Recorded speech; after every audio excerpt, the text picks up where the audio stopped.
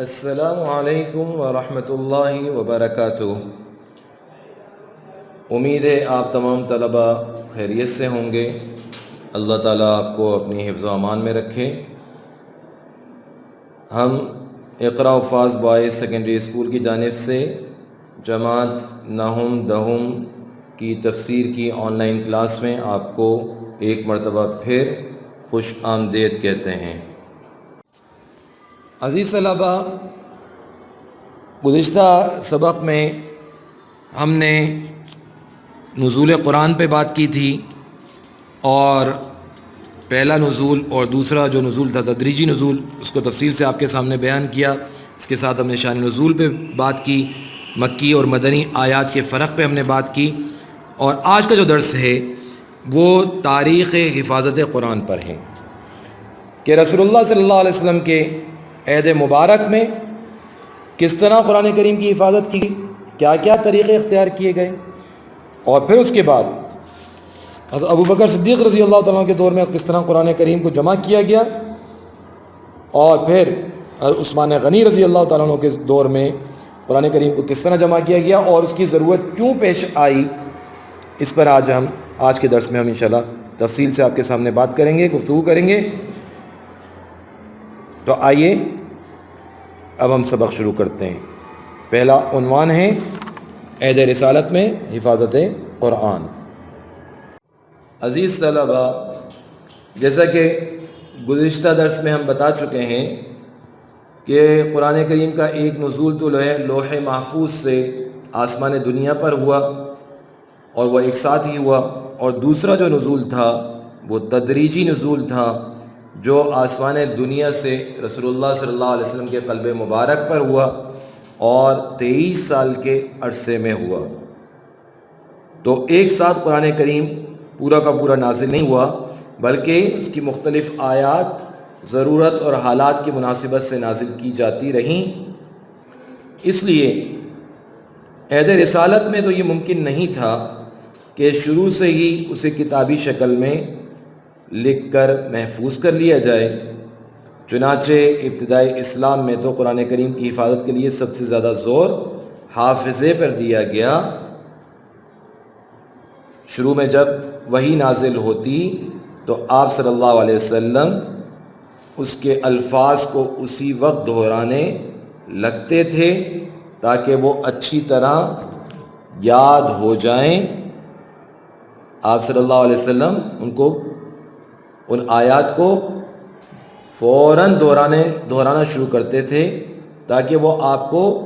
اچھی طرح یاد ہو جائیں، آپ بھول نہ پائیں۔ اس پر سورہ قیامہ کی آیات اللہ تعالیٰ نے نازل فرمائیں،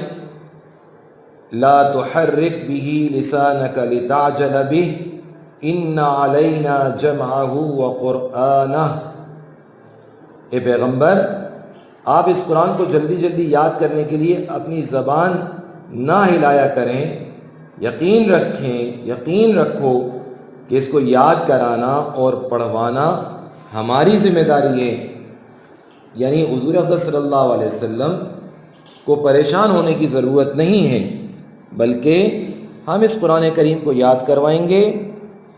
اور ہم اس کو پڑھوائیں گے، یہ ہماری ذمہ داری ہے۔ اس لیے آپ صلی اللہ علیہ وسلم کو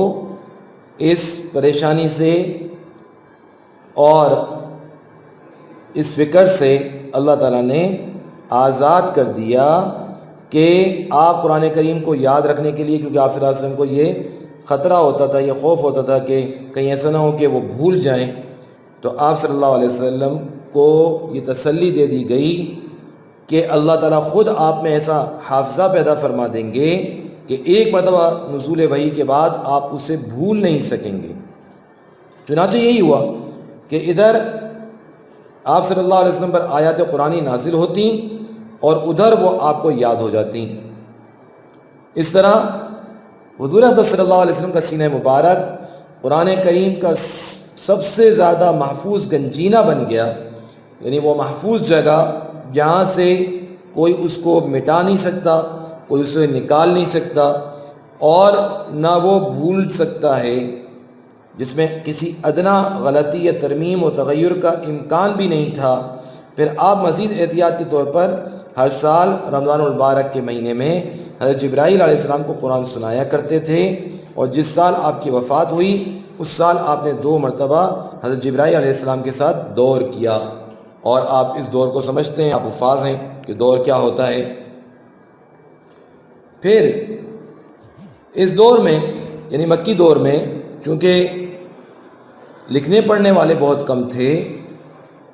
روایات میں آتا ہے کہ جس وقت رسول اللہ صلی اللہ علیہ وسلم نے نبوت کا اعلان فرمایا اور لوگوں کو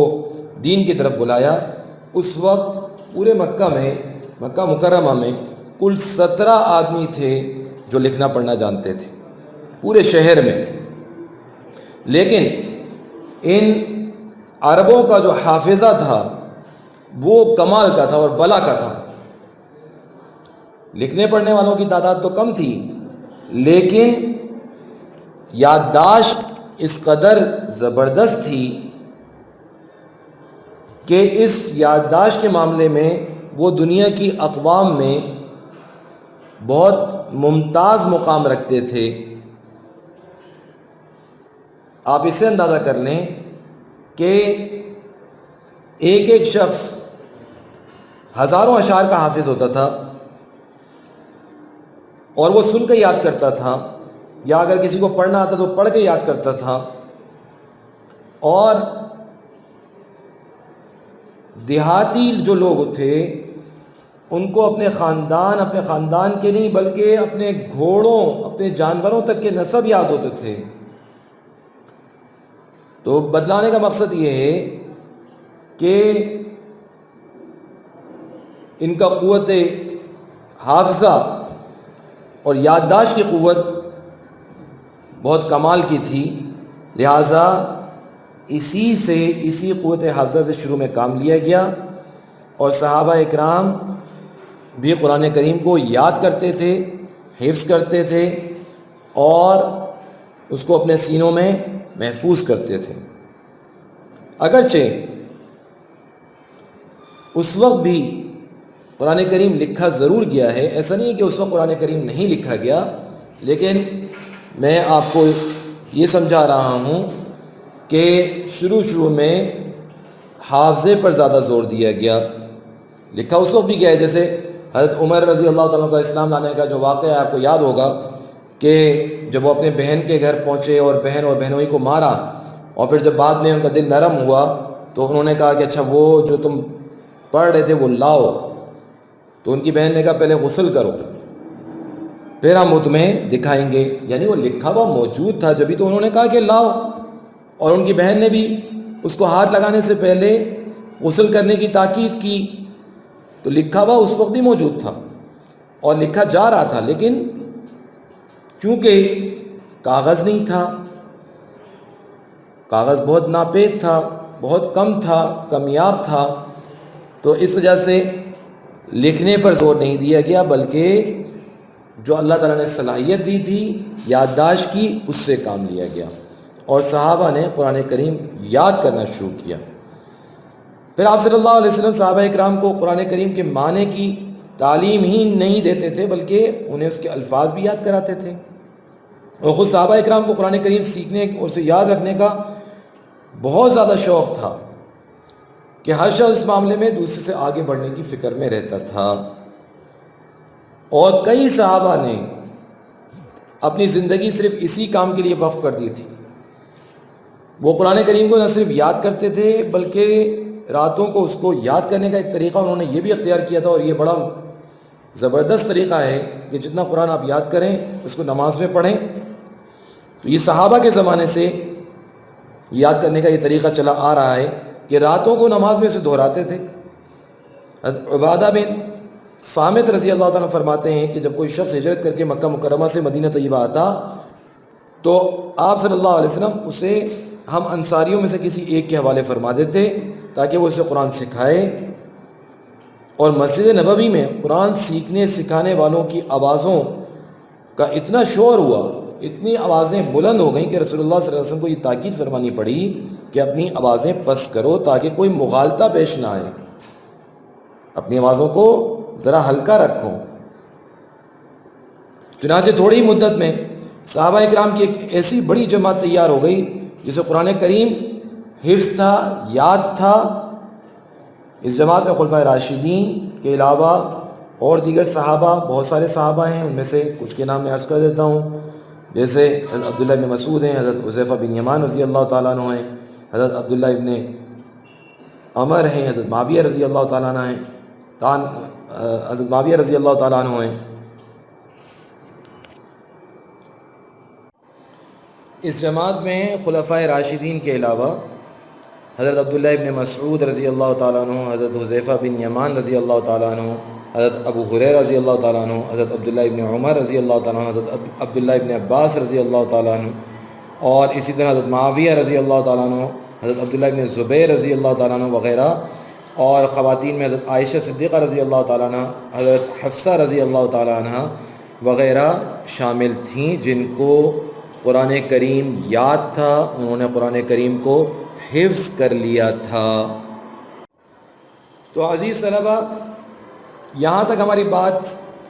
مکمل ہوئی عہد رسالت میں صدری حفاظت کے متعلق، یعنی سینوں سے حفاظت کی گئی، یعنی یادداشت سے، قوت حافظہ سے، اور صحابہ نے اس پر محنت کی، قرآن کریم کو یاد کیا، اللہ تعالیٰ نے اس کی توفیق عطا فرمائی، اللہ تعالیٰ نے ان کے سینوں کو قرآن کریم کے لیے کھول دیا، اور بہت بڑی تعداد میں صحابہ اکرام نے قرآن کریم کو حفظ کر لیا۔ اب ہم بات کرتے ہیں کتابت وحی کی، کہ رسول اللہ صلی اللہ علیہ وسلم کے زمانے میں ہی قرآن کریم کو لکھا بھی جاتا رہا، اگرچہ جو مکی دور تھا اس میں یہ رجحان زیادہ نہیں تھا، زیادہ رجحان اس وقت یاد کرنے کا تھا، لیکن اس میں بھی بعض صحابہ نے قرآن کریم کو لکھا، جیسے میں نے حضرت عمر رضی اللہ تعالیٰ کے قبول اسلام کا واقعہ آپ کو اشارتاً بتایا۔ جب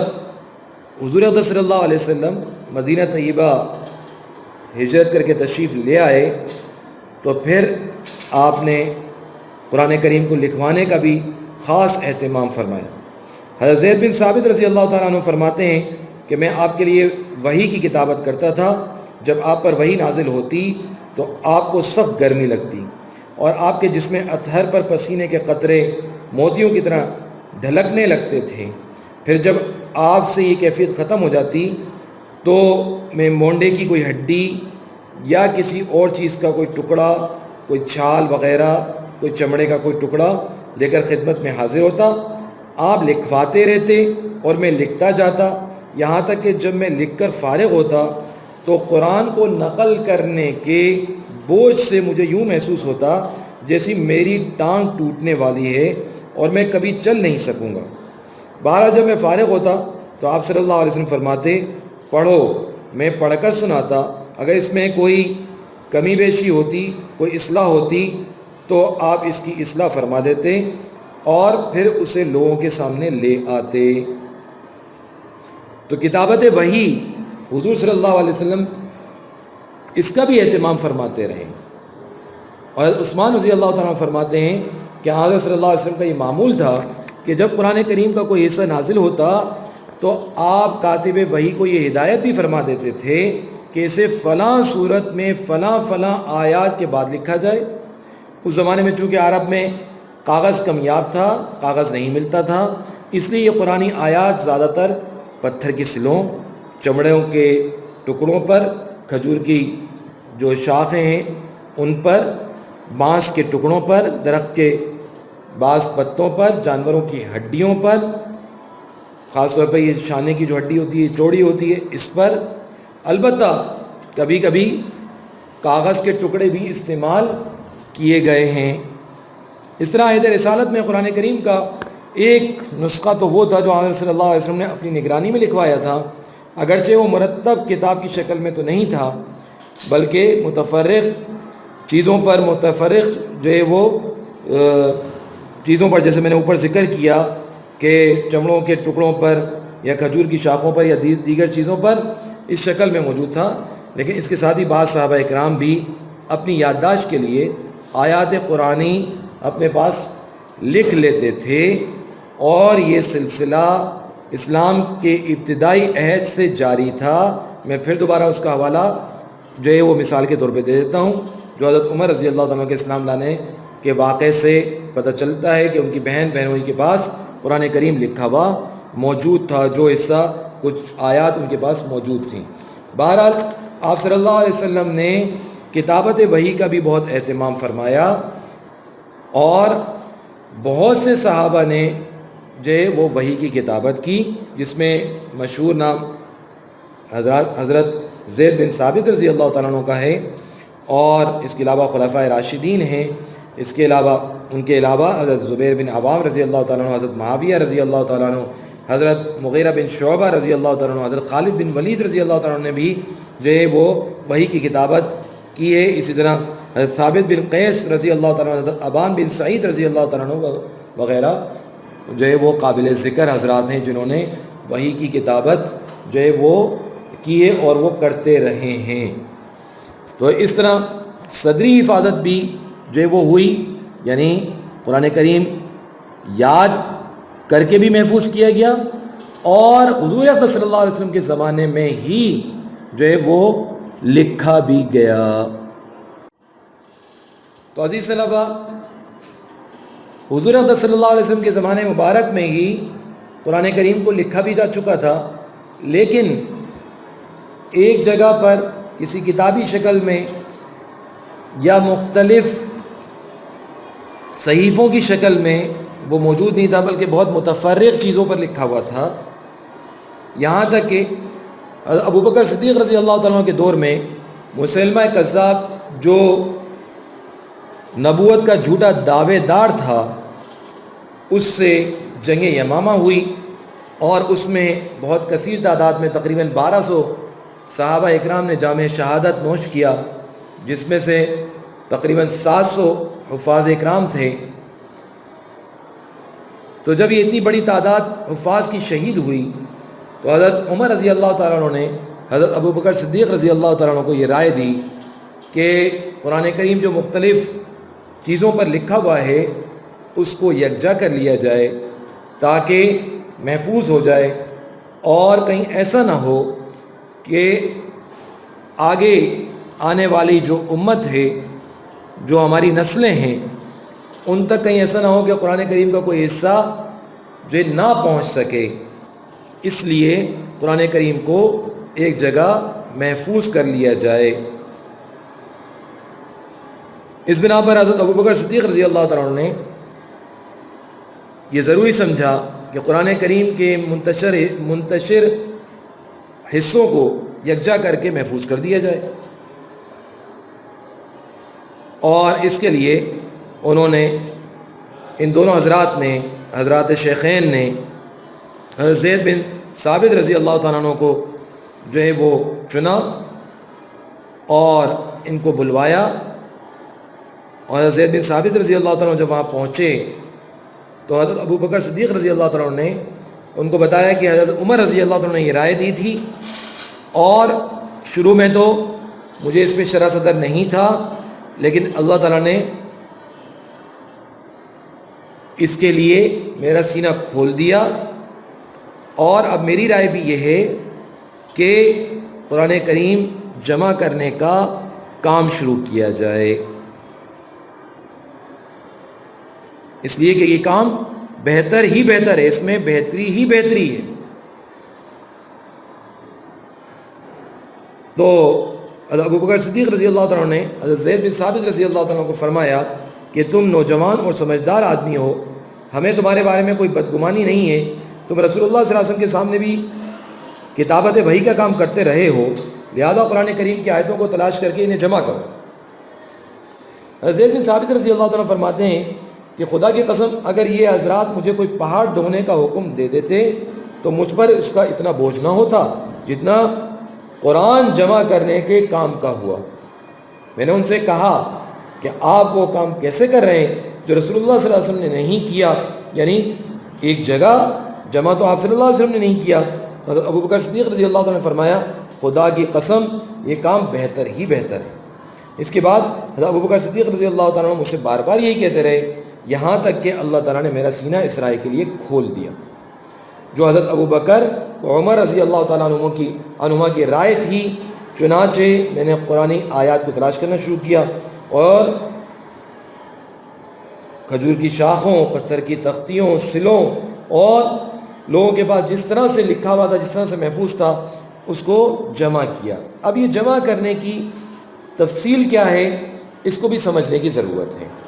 کہ یہ کس طرح جمع کیا گیا. اس لیے کہ اس کے بغیر، اس تفصیل کے بغیر قرآن کریم کی جو جمع کیا گیا قرآن کریم کو، اس کے بغیر اس کو سمجھا نہیں جا سکتا، اس تفصیل کے بغیر کہ قرآن کریم کو کس اہتمام کے ساتھ جمع کیا گیا. تو عزیز طلبہ، قرآن کریم جمع کرنے کا کام حضرت زید بن ثابت رضی اللہ تعالیٰ عنہ کے ذمہ لگایا گیا. اب اس طریقہ کار کو سمجھنا چاہیے جو طریقہ حضرات شیخین نے اور حضرت زید بن ثابت رضی اللہ تعالیٰ عنہ نے اختیار کیا قرآن کریم کو جمع کرنے کا. اس کی تفصیل یہ ہے کہ ایک جماعت حفاظ کی حضرت زید بن ثابت رضی اللہ تعالیٰ عنہ کے ساتھ کی گئی، جن کی تعداد تقریباً 70 آتی ہے، 70 بیان کی جاتی ہے. یہ سارے کے سارے حفاظ تھے اور انہوں نے حضور اقدس صلی اللہ علیہ وسلم کے زمانے میں، آپ صلی اللہ علیہ وسلم کی حیات طیبہ میں قرآن کریم کو لکھا بھی تھا. ان کے پاس کچھ نہ کچھ حصہ قرآن کریم کا لکھا ہوا بھی موجود تھا. اور حضرت زید بن ثابت رضی اللہ تعالیٰ عنہ کے ساتھ حضرت عمر رضی اللہ تعالیٰ عنہ بھی شامل ہوئے. اور جہاں جس کے پاس قرآن کریم جتنا بھی لکھا ہوا تھا، ان کو یہ کہا گیا، اعلان کیا گیا کہ وہ جو انہوں نے قرآن کریم لکھا ہوا ہے وہ لے کر آئیں، ہمارے پاس لے کر آئیں. اور نہ صرف یہ کہ لے کر آئیں، بلکہ اس بات پر کہ یہ آیت یا یہ آیتیں یا یہ صورت یا صورتیں قرآن کریم کا جو حصہ ان کے پاس لکھا ہوا ہے، یہ انہوں نے حضور اقدس صلی اللہ علیہ وسلم کی موجودگی میں آپ کے سامنے لکھا. اس پر 2 گواہ بھی پیش کریں. تو جب کوئی صحابی ان کے پاس قرآن کریم کی کوئی لکھی ہوئی آیت لے کر آتا تو وہ 4 طریقوں سے اس کی تصدیق کرتے، جانچ کرتے. سب سے پہلے اپنی یادداشت سے اس کی توثیق کرتے. نمبر 1، اپنی یادداشت سے، خود حافظ قرآن تھے اور کتابت وحی بھی کی تھی، وحی کی کتابت بھی کرتے رہے تھے. نمبر 2، حضرت عمر رضی اللہ تعالیٰ عنہ بھی حافظ قرآن تھے اور روایات سے ثابت ہے کہ حضرت ابوبکر صدیق رضی اللہ تعالیٰ عنہ نے ان کو بھی اس کام میں حضرت زید بن ثابت رضی اللہ تعالیٰ عنہ کے ساتھ لگا دیا تھا. تو یہ دونوں حضرات اس کو مشترک طور پہ وصول کرتے ہیں. اور بعض روایت سے پتہ چلتا ہے کہ وہ جماعت جیسے میں نے ذکر کیا جو صحابہ اکرام کی اس کام میں ان کی معاونت کے لیے دی گئی تھی، ان کے سامنے بھی یہ آیات پیش کی جاتی اور وہ اس کی تصدیق کر دیتے کہ ہاں یہ قرآن کریم کی آیات بالکل ٹھیک ہیں. پھر اس کے بعد تیسرا طریقہ یہ تھا کہ لکھی ہوئی کوئی آیت اس وقت تک قبول نہیں کی جاتی جب تک 2 قابل اعتبار گواہوں کی گواہی نہ ہو جاتی. یعنی 2 قابل اعتبار گواہ اس بات کی گواہی جب تک نہ دے دیں کہ یہ آیت یا یہ حصہ جو قرآن کریم کا یہ صحابی لے کر آئے ہیں، یہ حضور صلی اللہ علیہ وسلم کے سامنے لکھی گئی، اس وقت تک اس کو قرآن کریم کا حصہ نہیں بنایا جاتا اور اس کو تحریر نہیں کیا جاتا. پھر اس کے بعد جیسے میں نے عرض کیا کہ صحابہ اکرام نے، بہت سے صحابہ اکرام نے قرآن کریم پورا لکھ لیا تھا اپنے پاس، تو ان کا جو لکھا ہوا تھا اس سے بھی موازنہ کیا جاتا، ان مجموعوں کے ساتھ جو ہے موازنہ کیا جاتا جو مختلف صحابہ نے تیار کر رکھے تھے. پھر وہاں سے بھی جب تصدیق ہو جاتی تو پھر اس کے بعد اس قرآن کریم کی آیات کو یا آیت کو یا حصے کو جو ہے وہ لکھ لیا جاتا۔ تو اس اہتمام سے، احتیاط سے قرآن کریم جمع کیا گیا۔ یہ اس کی تھوڑی سی تفصیل میں نے آپ کے سامنے عرض کر دی۔ پھر حضرت عمر رضی اللہ تعالیٰ کا دور خلافت آیا تو فتوحات چونکہ بہت زیادہ ہوئیں اور جہاد پوری دنیا میں جاری رہا، تو قرآن کریم کو جو ہے وہ اس کی کتابت پر مزید کام نہیں کیا جا سکا، یہاں تک کہ حضرت عثمان غنی رضی اللہ تعالیٰ کا عہد خلافت شروع ہوا، اور اس میں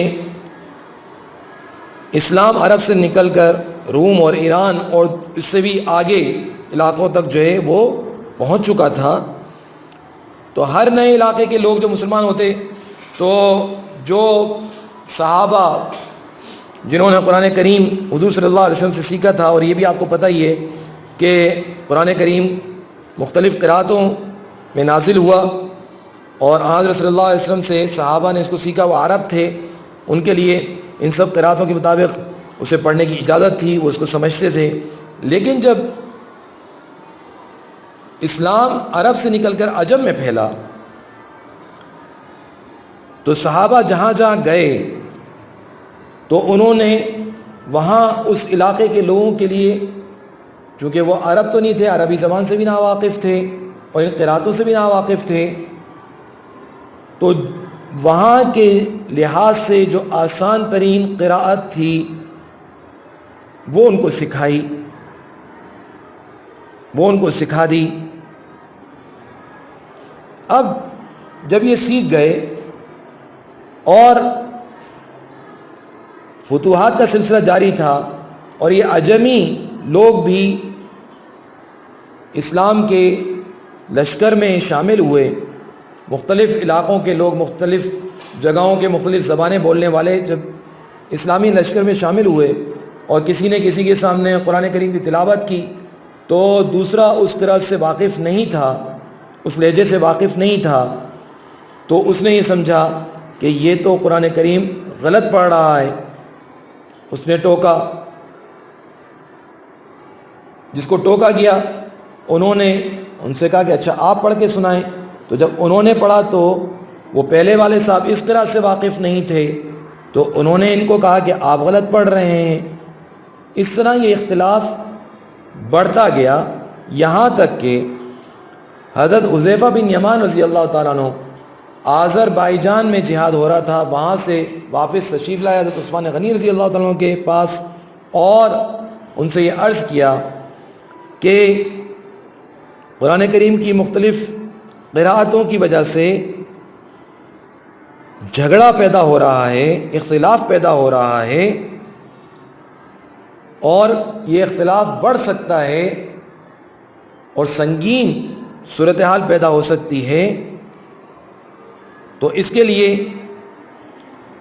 کوئی صورت اختیار کی جائے۔ تو اس غرض سے کہ امت میں اختلاف ختم ہو جائے اور یہ جھگڑا ختم ہو جائے، حضرت عثمان رضی اللہ تعالیٰ عنہ نے صحابہ سے مشورہ کیا، اور اس مشورے کے بعد یہ طے پایا کہ حضرت حفصہ رضی اللہ تعالیٰ عنہ کے پاس جو قرآن کریم حضرت ابو بکر صدیق رضی اللہ تعالیٰ عنہ کے دور میں لکھا گیا تھا وہ محفوظ تھا، ان سے یہ گزارش کی گئی کہ آپ کے پاس جو صحیفے موجود ہیں وہ ہمارے پاس آپ بھیج دیں، اور حضرت عثمان رضی اللہ تعالیٰ عنہ نے 4 صحابہ کی ایک جماعت بنائی، جو حضرت زید بن ثابت، حضرت عبداللہ بن زبیر، حضرت سعید بن عاص اور حضرت عبد الرحمن بن حارث پر مشتمل تھی رضی اللہ تعالیٰ عنہ۔ اس جماعت کو اس کام پر مامور کیا گیا کہ وہ حضرت ابو بکر صدیق رضی اللہ تعالیٰ عنہ کے صحیفے سے نقل کر کے کئی ایسے مصاحف تیار کریں جن میں صورتیں بھی مرتب ہوں، اور قرأت کا جو یہ اختلاف ہے یہ بھی اس میں ختم ہو جائے۔ تو بنیادی طور پر تو یہ کام مذکورہ 4 حضرات ہی کے سپرد کیا گیا تھا، لیکن پھر دوسرے صحابہ کو بھی ان کی مدد کے لیے ان کے ساتھ شامل کر دیا گیا، معاون بنا دیا گیا۔ ان حضرات نے یہ دعوت قرآن کے سلسلے میں جو کام سر انجام دیے، مختصراً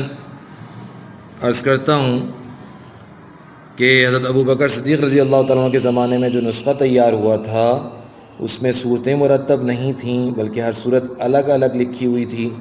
ان حضرات نے تمام صورتوں کو ترتیب کے ساتھ ایک ہی مصحف میں جمع کیا، لکھا، ایک جلد میں جمع کیا، اور اس کے ساتھ ساتھ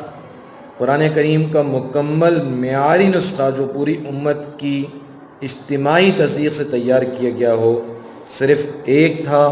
جو حضرت ابو بکر صدیق رضی اللہ تعالیٰ عنہ کے دور میں لکھا گیا تھا۔ ان حضرات نے اس نئے مصحف کی ایک سے زائد نقلیں تیار کیں۔ عام طور سے مشہور یہ کہ حضرت عثمان غنی رضی اللہ تعالیٰ عنہ نے 5 مصاحف تیار کرائے تھے، لیکن ابو حاتم رحمہ اللہ کا ارشاد یہ ہے کہ کل 7 نسخے تیار کیے گئے تھے، جن میں سے ایک مکہ مکرمہ، ایک شام، ایک یمن، ایک بحرین، ایک بصرہ اور ایک کوفہ بھیج دیا گیا، اور ایک مدینہ طیبہ میں محفوظ رکھا گیا۔ تو عزیز طلبہ، یہ کچھ تفصیلات تھیں قرآن کریم کی حفاظت کے حوالے سے، اس کی تاریخ کے حوالے سے۔ یہ اس لیے ضروری تھا کہ ہمیں معلوم ہو کہ قرآن کریم کو کس طرح جو ہے وہ اس کی حفاظت کی گئی ہے، کن کن طریقوں سے حفاظت کی گئی ہے، اور کس کس زمانے میں کس طریقے سے حفاظت کی گئی ہے۔ ہمارا یہ عقیدہ بھی ہے کہ قرآن کریم جو رسول اللہ صلی اللہ علیہ وسلم پر نازل ہوا،